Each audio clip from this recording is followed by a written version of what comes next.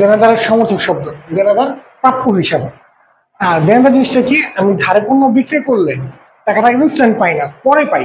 তো ভবিষ্যতে যদি আমি কারো কাছ থেকে কোনো টাকা পাই, সেখান থেকে আমার দেনাদারের সৃষ্টি হয়। আচ্ছা, তো দেনাদারের আরেক নাম কি, প্রাপ্য হিসাব, পাবো। তো আরেকটা নাম আছে কি, বিবিধ দেনাদার, বিবিধ দেনাদার। তারপর আছে এই যে পুস্তক ঋণ। আমার প্রথম ভিডিওটা ছিল কি, পুস্তক নিয়ে। এই পুস্তক ঋণ অর্থ দেনাদার। ঋণ আছে মানেই যে আমি দায় আছি বা আমার কাছে টাকা পাবে, সেটা কিন্তু তা না। এই পুস্তক ঋণ আর দেনাদার সমর্থক শব্দ। আর সবচাইতে বেশি যে জিনিসটা আছে, বিক্রয় খতিয়ান যে, বিক্রয় খতিয়ান যে অর্থ দেনাদার। আচ্ছা, তারপরে অধবর্ণ, এই শব্দটি কি অনেকেই নতুন। এই অধমর্ণ, খাতক, এই শব্দগুলোর সাথে অনেকেই নতুন, সচরাচর এই শব্দগুলো কি আসে না। অধমর্ণ অর্থ দেনাদার, খাতক অর্থ কি দেনাদার। এটা খাতক, এটা ঘাতক না।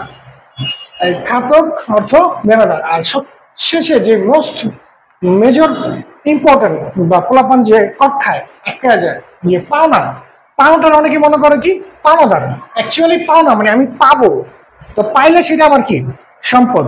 তাহলে পাওনা আর পাওনাদার দুইটা এক জিনিস না। এই পাওনা আমার সম্পদ, যা আমার দেনাদারকে প্রকাশ করতেছে।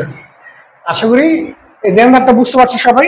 এখন আলোচনা করতেছি ওই পাওনাদার বা পদ হিসাব নিয়ে।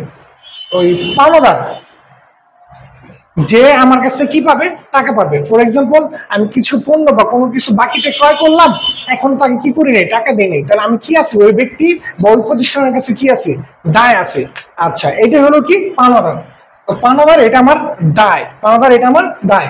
এর সমর্থক শব্দ হলো কি প্রদয় হিসাব। বিবিধ পাওনাদার, ক্রয় খতিয়ানের জের, ক্রয় খতিয়ানের জের।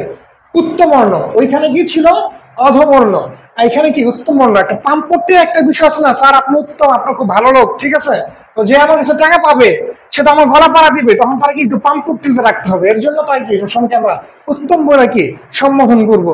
এইভাবে আমি মনে রাখছি, মনে রাখার ছোট্ট একটা দায়িত্ব বলে দিলাম যে পাওনাদার কি উত্তমর্ণ। আচ্ছা, এই পাওনাদারের আরেকটা মেজর যে বিষয় যে কি দেনা। পাওনাদারের আরেকটা সমস্যা শব্দ কি দেনা। আচ্ছা, আর এখানে আছে কি সরবরাহকারী, মানে যে আমাকে কি করে পণ্যটা সরবরাহ করে, বাকিতে হওয়ার সম্ভাবনা থাকে, কারণ যেহেতু রেগুলার তার সাথে কি হয় ট্রানজেকশন